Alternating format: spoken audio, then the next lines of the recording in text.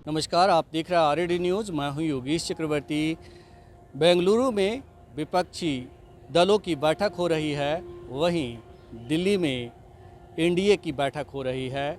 कल तक बीजेपी ये कह रही थी कि आने वाले दिनों में तमाम छोटे दल हैं वो समाप्त हो जाएंगे, लेकिन आज बीजेपी तिनका तिनका जोड़ने में लगी है और इसका जोर शोर से प्रचार कर रही है। दूसरी ओर बेंगलुरु में हो रही बैठक पर प्रधानमंत्री नरेंद्र मोदी ने कड़ा प्रहार किया है और बेईमानों की जमात बताया है। इसी मसले पर आज हम चर्चा करेंगे। हमारे साथ दो वरिष्ठ पत्रकार हैं, अरुण पांडे जी हैं। उनसे जानते हैं कि वो इस बैठक को कैसे देखते हैं। सर, एक तरफ बेंगलुरु में और एक तरफ दिल्ली में, कैसे देखते हैं सर आप इस बैठक को? अभी लोकसभा चुनाव के 8 महीने बाकी हैं। स्वाभाविक रूप से नरेंद्र मोदी की सरकार है और उसको पटकनी देनी है, सत्ता से बाहर करना है, तो विपक्ष एकजुट हो रहा है।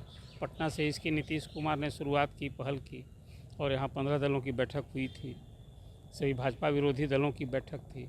उसके बाद इस गुट को एक सेटबैक भी लगा।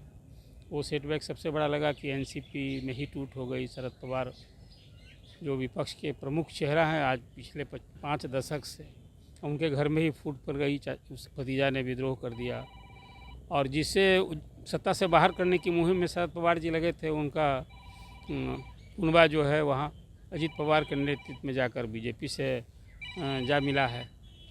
अब तो एक तो ये रही। दूसरी बात कि उसके बाद बैठक के बाद ही जो एक अरविंद केजरीवाल ने पोस्टर लिया था कि दिल्ली में जो अधिकारियों का एडमिनिस्ट्रेशन में ट्रांसफ़र का जो अधिकार सुप्रीम कोर्ट से दिल्ली सरकार को मिला था, उसको अध्यादेश के जरिए केंद्र सरकार ने उस शर्त के लेकर के, उनकी शर्त थी और एक दिन पहले कांग्रेस राजी हो गई। आज वहाँ 15 दलों की बजाय वहाँ 26 दल वहाँ आज एक साथ बैठे हैं और उसमें अब वो दल की उनके अपने प्रदेश में क्या हैसियत है, लेकिन दल की संख्या तो हो गई है 26 और उसमें एक ही मुद्दा है कि हम बीजेपी को सत्ता से बाहर करेंगे और मैक्सिमम सीट पर 1 to 1 फाइट दें। जब सचमुच ये स्थिति जल्दी हो जाएगी तो वो एक बीजेपी के लिए कठिन चुनौती होगी। कहीं 1 to 1 फाइट होता है तो उसमें जो सत्तारूढ़ रहता है उसी को ये ज़्यादा चुनौती झेलनी पड़ती है। अब रही बात जो आपने कहा कि दोनों दल की बैठक हो रही है, वहाँ एनडीए ने भी बैठक की है आज और इसमें एक और चीज़ है कि अभी चार दल जो हैं केरल और तमिलनाडु के, वो 4 छोटे दल वहाँ मिले हैं। इस 8 जो 26 है, इसमें गौर करने वाली ये बात हो कि इन्हीं 2 प्रदेशों के 8 दल जुड़े हैं और वहाँ बीजेपी से तो कोई चुनौती है नहीं। बीजेपी इन दोनों प्रदेश में कहीं है नहीं, केरल और तमिलनाडु। अब रही बात, इधर भी बीजेपी के साथ आज उस कुनबे में 38 दल शामिल होंगे, ऐसा दावा किया जा रहा है। उसमें बिहार को यदि आप गौर करेंगे, बिहार, यूपी और महाराष्ट्र, ये 3 बीजेपी के लिए अभी सच पूछे प्रमुख चुनौती का प्रदेश है और यहीं ज़्यादा जोड़ तोड़ बीजेपी कर रही है। उसको लगता है जैसे बीजेपी को यहाँ बिहार में सत्ता से बाहर हुई तो एक सचमुच आज भी बड़ी चुनौती है और आने वाले दिन में भी चुनौती होगी। इसलिए 40 सीट में बीजेपी 17 सीट जीती हुई है, बाकी 23 सीट पर क्या तस्वीर बनेगा और फिर 17 जो जीती हुई सीट है उसको बचाने की एक कठिन चुनौती है। और एक जो यहाँ 6 दल की अभी का मोर्चा है, जो सत्तारूढ़ दल है, उसके अपने अपने जनाधार हैं। वो ऐसा है नहीं कि हाँ, भले ही पिछले चुनाव में राजद का खाता नहीं खुला था, लेकिन उसका जो जनाधार है एम का आज भी इंटैक्ट है और उसी का रिफ्लेक्शन हुआ कि विधानसभा के चुनाव में राजद अकेले सबसे बड़ी पार्टी के रूप में उभरी थी और नीतीश जी सत्ता में रहते तीसरी बड़ी पार्टी बन गए। तो फिर बिहार के संदर्भ में करें। अब रही बात छोटे दल और व्यक्ति को जोड़ करके बीजेपी एक कुनबा तैयार कर रही है पहले तो। और ये एक बात और गौर करने लायक है कि जो विपक्षी दलों की बैठक, मैं मानता हूँ कि आने वाला चुनाव उनके अस्तित्व की ही लड़ाई है। इसलिए कि भाजपा की तो सोच है कि क्षेत्रीय दल को ही एलिमिनेट करना है। ये बात कभी नड्डा ने कही थी जब यहाँ जदयू साथ था तो जदयू को एक आपत्ति ये भी थी कि इनकी मंशा क्या है। और अब छोटे छोटे जैसे बिहार के आप संदर्भ में कहेंगे तो श्री मुकेश सहनी को बुलावा नहीं आया, अलग है, लेकिन मांझी आ गए इधर। तो एक तो इस 15 जून की बैठक के पहले ही एक झटका था महागठबंधन को। अब उसके बाद फिर उपेंद्र कुशवाहा आ गए हैं, फिर चिराग पासवान अब की कल एंट्री हो गई, घोषणा कर दी उन्होंने कि हाँ 6 दल हैं बिहार से, उसमें 4 हैं। तो 4 हो गए हैं अभी। तो कुल मिला जुला कर की स्थिति है कि मुकाबला यदि बिहार के तो संदर्भ में मैं भी मानता हूँ कि चाहे तस्वीर जो है बिहार में एनडीए को मुकाबला है, कठिन चुनौती है और उसकी चिंता भी है।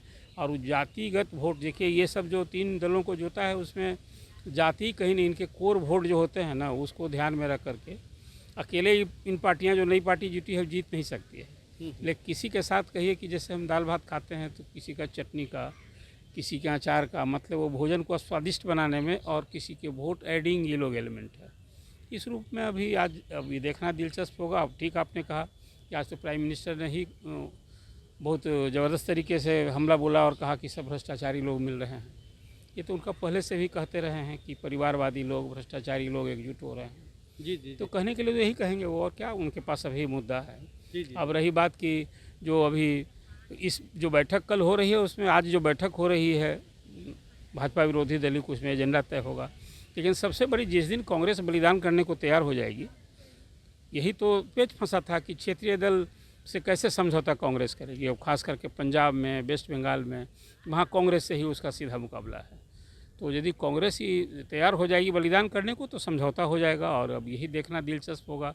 मिल तो बैठ रहे हैं, एजेंडा भी तय हो जाएगा।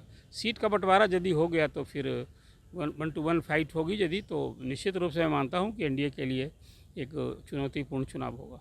हेमंत जी, जिस तरह से बेंगलुरु में जो है अगवानी घाट का पोस्टर लगाया गया और नीतीश कुमार को बताया गया कि एक जी, तो कैसे आप क्या कहेंगे इस पे? ये बीजेपी की ओर से ये लगातार ये कहा जाता रहा है कि नीतीश कुमार जो है भरोसेमंद व्यक्ति नहीं है, और उसके लिए ये खास करके जब नीतीश अलग हो गए गठबंधन से तो ये एक मुद्दा उनके पास में है। लेकिन बेंगलुरु बैठक को लेकर के और दिल्ली वाली बैठक को लेकर के मेरा मानना है कि सोनिया गांधी का प्रेजेंस जो है वहाँ एक अलग तरह की मैसेजिंग है। सोनिया गांधी के जाने से ये हुआ है कि जो ये राज्यों में कैसे निपटा जाएगा, तो इसको लेकर के भी एक वहाँ थ्योराइजेशन होगा। और ये माना जा रहा है, ये अंदर खाने से ये बात जो आई है कि राज्यों में लोकसभा चुनाव के दौरान ही जो एडजस्टिंग होने वाली है वो एडजस्टमेंट होगी। और राज्यों का जो चुनाव होगा या राज्यों का जिस तरह का भी चुनाव हो, चाहे विधानसभा का चुनाव हो चाहे दूसरे तरह के चुनाव हो, उन चुनावों के बारे में अभी कोई बातचीत नहीं होगी। वो सबको फ्री किया गया है कि आप लोग जैसे करना है कीजिएगा। सोनिया गांधी का प्रेजेंस जो है वो इस रूप में महत्वपूर्ण है कि आप देखेंगे कि जब अटल आडवाणी का एरा था भारत में, और उस दौरान ये साइनिंग इंडिया और फील गुड का नारा था, जिस तरह अभी ये गरीब कल्याण सरकार का नारा है, अभी की गरीबों का कल्याण करने वाली सरकार है। तो उस समय सोनिया गांधी फोर फ्रंट पर आई थी, उन्होंने आगे से लीड किया था इसको, और वो लग रहा था कि जो अजय है अटल आडवाणी का राज, उसको कोई ये भेद नहीं सकता है, तो उसको बेधा था सोनिया गांधी ने।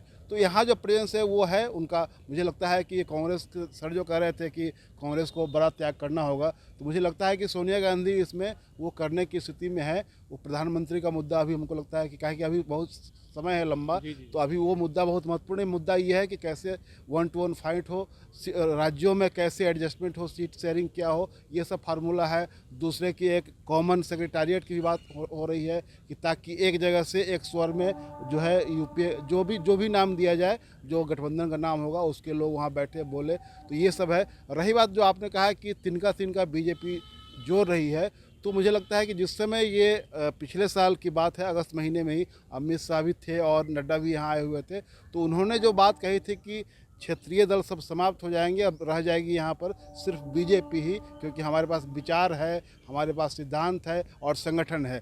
तो उस समय बीजेपी के पास एक आत्मविश्वास जो था वो बोल रहा था, और मुझे लगता है कि 1 साल के भीतर में बीजेपी का आत्मविश्वास काफ़ी हिला हुआ है, और उस आत्मविश्वास के हिलने का ही नतीजा है कि ये तमाम लोगों को ये साथ मिले रहे हैं। और इसमें यह है कि जो विपक्ष की पहली बैठक पटना में हुई थी, तो निश्चित रूप से विपक्ष ने एक बढ़त ली थी, जिसको आप कहते हैं कि आगे निकलना होता है, तो आगे विपक्ष निकला था। और उसके मुकाबले में यहाँ ये था कि जो लोग यहाँ जैसे मांझी जी को तोड़ना था, फिर अजीत पवार को तोड़ना था, तो उसके जवाब में ये एक एनडीए का मैनेजमेंट था, बीजेपी का मैनेजमेंट था कि इन लोगों को अपने साथ मिलाया जाए, और इन लोगों को मिलाया गया। बाद में चिराग पासवान जो कह रहे थे कि वो नाराज़ चल रहे हैं, शर्तें हैं उनकी, तो वो सब मुझे लगता है कि बहुत अधिक कठिन बात नहीं था उनको साधना, उनको भी साथ लिया गया है। मुकेश सहनी को छोड़ दिया गया है क्योंकि यूपी में वो एक निषादों का ये की रैली वगैरह करने जा रहे हैं, उसको लेकर कुछ रिजर्वेशन है निषाद पार्टी के संजय निषाद के साथ उनका, और इसी वजह से बीजेपी ने उनको तत्काल ड्रॉप किया है। बाद में हो सकता है कि वो भी उधर जाएंगे क्योंकि सब उनके जेड कैटेगरी और वाई कैटेगरी के सुरक्षा घेरे में ले लिए गए हुए हैं पहले से ही, तो भागने वाले नहीं हैं। वो जो सुरक्षा दी गई है वो सुरक्षा सिर्फ सुरक्षा के लिए नहीं है बल्कि उनको घेराबंदी करने के लिए, बारेबंदी करने के लिए ही, अपने बारे में घेर कर रखने के लिए ही वो सुरक्षा दी गई थी। बिल्कुल, तो घेरेबंदी कर दी गई है। सर, जिस तरह से पीएम ने तमाम विपक्षी दलों को भ्रष्टाचारियों का जमात बताया है, लेकिन सर बीजेपी पे भी बहुत सारे सवाल उठते हैं, खास करके अडानी को लेकर मामला उठा और ये भी सामने आया कि ये बोलने नहीं देते, आवाज़ दबा देते हैं, अपनी बातें तो करते हैं लेकिन दूसरी की बातें सुनते नहीं हैं। तो क्या लगता है कि जिस तरह से विपक्ष एकजुट हुआ है, बीजेपी घबरा गई है? नहीं, घबराने की जैसी कोई बात मैं नहीं समझता हूँ। मैंने कहा कि अभी 8-9 महीने चुनाव के हैं और कहीं भी कोई सत्तारूढ़ दल होता है तो विपक्ष ऐसे ही मोर्चाबंदी करता है। और रही बात की जो बातें कही जा रही है कि भ्रष्टाचारी हो, तो इसमें बेशक 10 पार्टी के तो नेता कहीं ना कहीं उनके परिवार आरोप से घिरे हैं। ये एक कहने की बात है। ईडी, सीबीआई, इनकम टैक्स लगी है।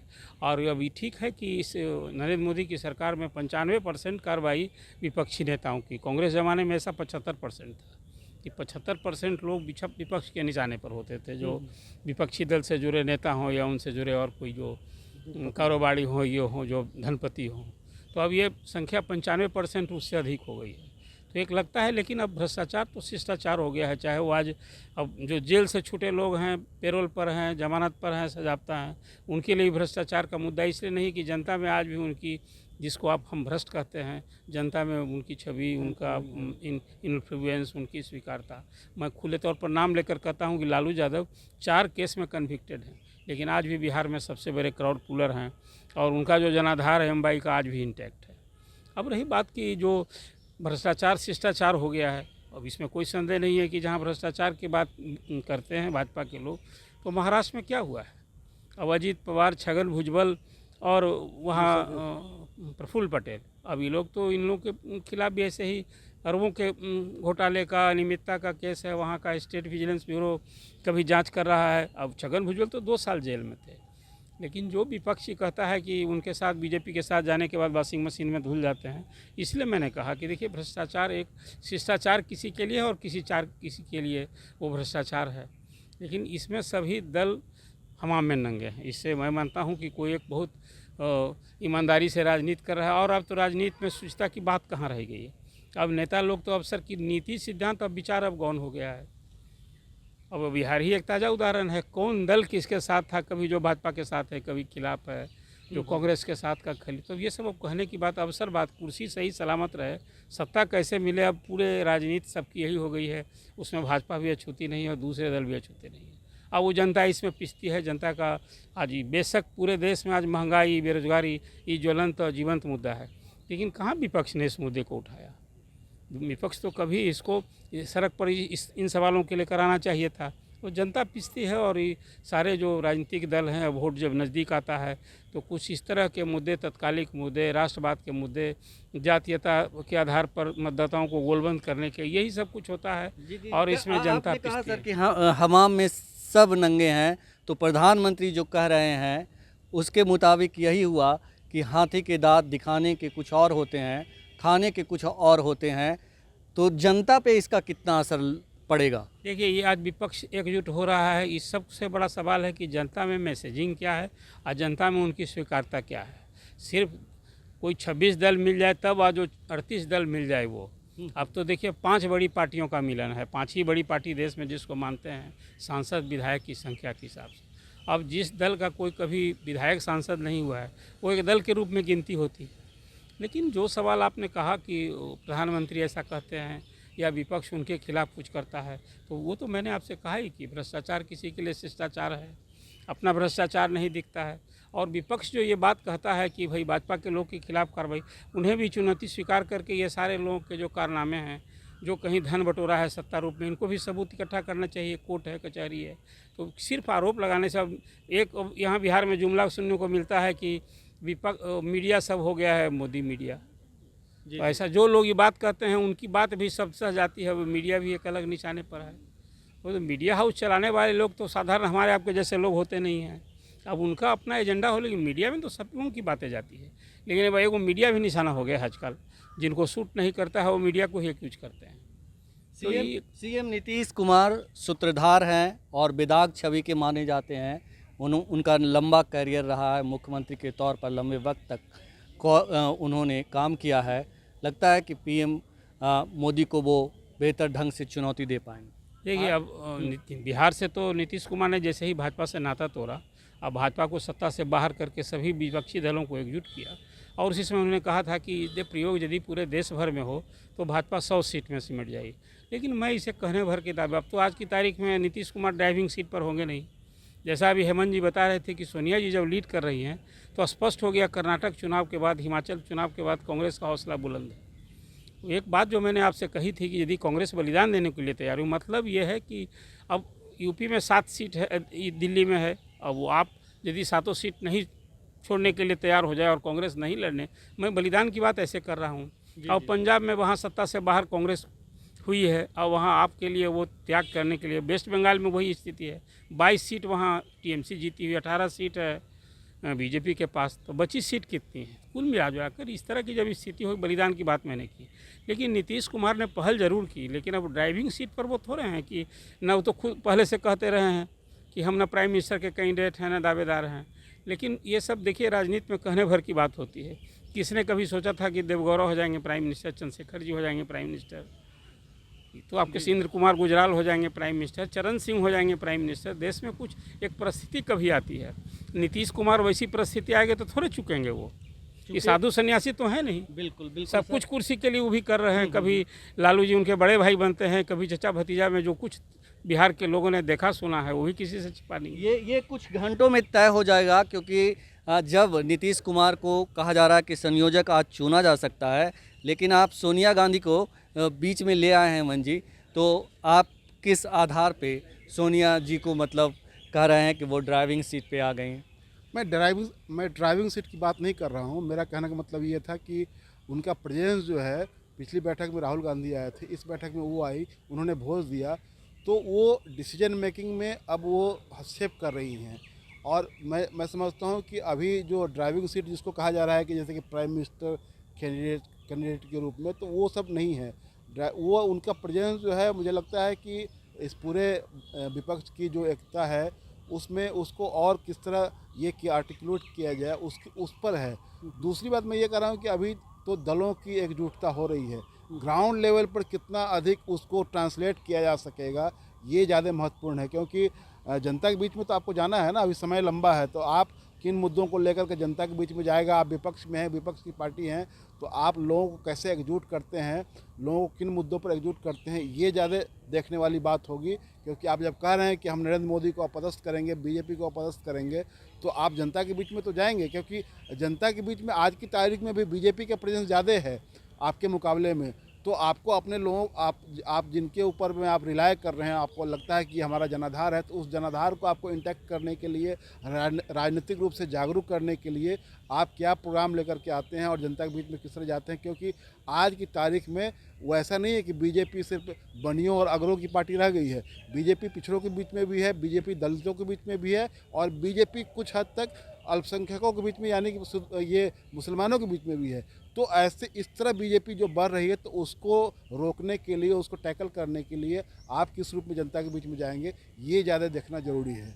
आपने कहा कि बीजेपी का प्रेजेंस बढ़ गया है, वो हर जगह है, लेकिन जिस तरह से बीजेपी को एक अछूत की तरह विपक्ष पेश करता है और कई सारे मुद्दे जैसे कि लोकतंत्र का खतरे में होना, संविधान को खतरे में होना, और कि अगर अगली बार यानी कि 2024 में बीजेपी सत्ता में आ गई तो फिर लोकतंत्र जो है रहेगा ही नहीं, तानाशाही हो जाएगा।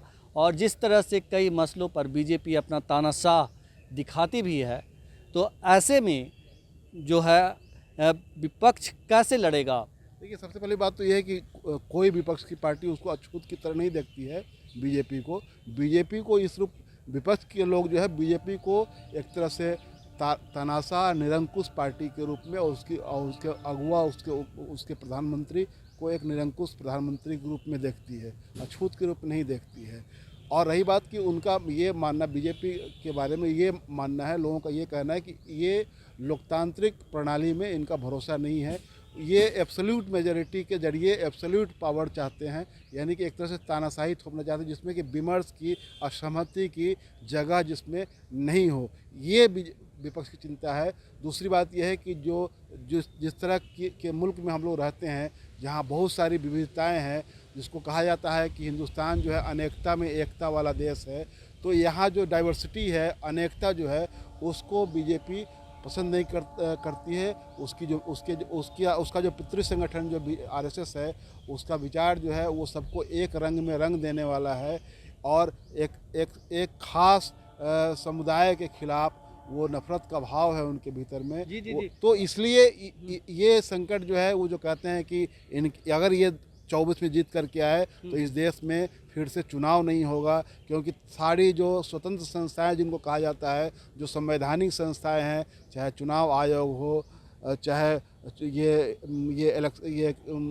न्यायपालिका हो, इस तरह के जितने भी संस्थाएं हैं, सीबीआई हो, ये हेमंत जी, इस तरह एक चीज़ बताइए कि जिस तरह से मतलब आज बैठक हो रही है एनडीए की और विपक्षी दलों की, आज के बैठक में ये तय हो जाएगा, एक दिशा मिल जाएगा विपक्षी एकता को, या ऐसा लग रहा है, ऐसी उम्मीद की जा सकती है? हाँ, मुझे लगता है कि आज की बैठक से एक ठोस शक्ल में इसका नतीजा सामने आएगा। जैसे मैंने कहा कि एक 3 वर्किंग ग्रुप बनने की बात है, सेक्रेटेरिएट बनने की बात है, राज्यों में सीट शेयरिंग की बात है। जैसे कि ये भी है चर्चा में कि जो एक प्रचार टीम बनेगी, तो वो प्रचार टीम में किस तरह के लोग रखे जाएंगे, मतलब कि जैसे कि बिहार के हिंदी भाषी क्षेत्र के लोगों को अब तमिलनाडु और या आंध्र प्रदेश और तेलंगाना में ले जाने का कोई मतलब नहीं है, जैसा कि मोटा मोटी है, कुछ लोगों को छोड़ करके। तो उसी तरह है कि आप वो एक संतुलित टीम बने कि जिसका जहाँ प्रभाव है वहाँ उनसे प्रचार करवाया जाए। तो इस तरह बहुत सारी चीज़ें उसमें तय होनी है। चेयरपर्सन तय होना है, कन्वेनर तय होना है, नाम तय होना है, ये तो प्राइमरी चीज़ है। तो चेयरपर्सन तय हो, नाम तय हो, कन्वेनर तय हो, जिसमें ये लग रहा है कि नीतीश कुमार के बारे में कहा जा रहा है कि शायद वो कन्वेनर बन जाए, सोनिया गांधी शायद चेयरपर्सन बन जाए, या हो सकता है कि ये मल्लिकार्जुन खड़गे बने। तो ये सब है। और उसके बाद जो आगे का कार्यक्रम जो है कि कैसे राज्यों में सीट शेयरिंग का जो फार्मूला है, 1 to 1 कैंडिडेट देने का फार्मूला है, इन सब चीज़ों को मुझे लगता है कि फाइनलाइज करने के लिए कमेटी बने। वहाँ तो फाइनल होगा नहीं, कमेटी जो कह रहे हैं ना कि वर्किंग ग्रुप बनाना है, तो उसके जरिए सब होगा। तो कुल मिलाकर ये एक तरह से राजनीतिक परसेप्शन की लड़ाई अभी भी चल रही है, राजनीतिक परसेप्शन की लड़ाई अंतिम समय तक चलती है। तो एक बेंगलुरु की बैठक, दूसरी ओर दिल्ली की बैठक। दिल्ली की बैठक में भी जो 38 दलों की बात हो रही है कि 38 दल वहाँ पर आ रहे हैं, हमारे साथ ज़्यादा लोग हैं, ये संख्या भी बताई जा रही है, उसका भी परसेप्शन बनाना है कि आप 26 हैं, 15 से 26 हुए, हम 38 हो गए। दूसरी ओर यह है कि प्रधानमंत्री कह रहे हैं कि भ्रष्टाचारियों की जमात है, बेईमानों की बैठक हो रही है, और तमाम लोग इसी तरह। और ये आज भी उन्होंने कहा है कि 20 लाख करोड़ के भ्रष्टाचारी एकजुट हो रहे हैं। हालांकि इस हिसाब में वो 70,000 करोड़ वाला शायद लगता है भूल गए, क्योंकि वो 70,000 करोड़ वाले जो हैं आज उनके साथ में खड़े हैं महाराष्ट्र के अजीत पवार। जी, मैं यही बात कह रहा था अरुण पांडे जी से, मैं यही सवाल पूछ रहा था कि क्या इसका जनता पे असर पड़ेगा, जिस तरह से प्रधानमंत्री जो है गोलमोल करते हैं चीज़ों को, अपने भ्रष्टाचार को वो वॉशिंग मशीन में धुल देते हैं, तो इसका असर जनता पर पड़ेगा। देखिए, ये जो लगातार आप जो देख रहे हैं कि बीजेपी की ओर से जो कहा जा रहा है कि भ्रष्टाचारियों की जमात है, तो ये इस बात यह समझने की ज़रूरत है कि वो उनका पिन पॉइंट कहाँ पर है, कहाँ वो स्ट्राइक कर रहे हैं, लगातार कहाँ हमला कर रहे हैं। इन लोगों को भ्रष्टाचारी बताने की बात कर रहे हैं, लेकिन उनके साथ संकट ये है कि ये इनके इसमें नारे में समाहित हो गया हुआ है, लेकिन इनके साथ वो जुड़ा, उनके साथ चिपक भी गया है। वह नारा जो है इनके साथ भी चिपक गया हुआ है, क्योंकि जो वो महाराष्ट्र वाला सबसे बड़ा मामला है, वो महाराष्ट्र वाला जो प्रकरण है, उसमें ये बड़ा सवाल है, क्योंकि जो 9 लोग आए उसमें 5 लोग विशुद्ध रूप से ये टेंटेड हैं, दागी हैं, और उसमें से छगर भुजबल जेल में रह करके आए हुए हैं। अजीत पवार के खिलाफ बहुत सारे मामले में जांच चल रही थी, कभी जांच बंद होती थी, कभी खुलती थी। उसके बाद जो मुशर्रफ है उनके यहाँ छापे पड़े थे ईडी के। तो ये जो आरोप है इन पर भी चिपक गया हुआ है। तो ये आरोप भ्रष्टाचार वाला आरोप जो है, जिसको ये कह रहे अभी जो कहा जा रहा था कि ये भ्रष्टाचार किसी के लिए शिष्टाचार बन जाता है, तो निश्चित रूप से ये जनता में ये मुद्दा बहुत महत्वपूर्ण नहीं। अब लगता है कि देखिए, चुनाव जीतने के लिए आपको एजेंडा आप अपने एजेंडे को चैंपियन बनाना होता है। तो आपका एजेंडा कितना हिट करेगा ये निर्भर करता है कि आप उसको कैसे सूत्रबद्ध करते हैं, और वो जितना जिसका एजेंडा हिट करेगा वो आगे लेकर के बढ़ेगा। ये मसला है। तो आज एजेंडा हिट करने का दिन है और एक तरफ विरोधी दल के लोग, विपक्ष के लोग अपना एजेंडा तय करेंगे, तो दूसरी तरफ ये कहें कि एनडीए अपना शक्ति प्रदर्शन कर एजेंडा तय कर रही है। इस चर्चा में इतना ही। अगर आपको हमारा ये चर्चा अच्छा लगा हो तो आप हमें फेसबुक पर फॉलो करें, यूट्यूब पर सब्सक्राइब करें, ज़्यादा से ज़्यादा लाइक करें और शेयर करना तो बिल्कुल नहीं भूलें। धन्यवाद।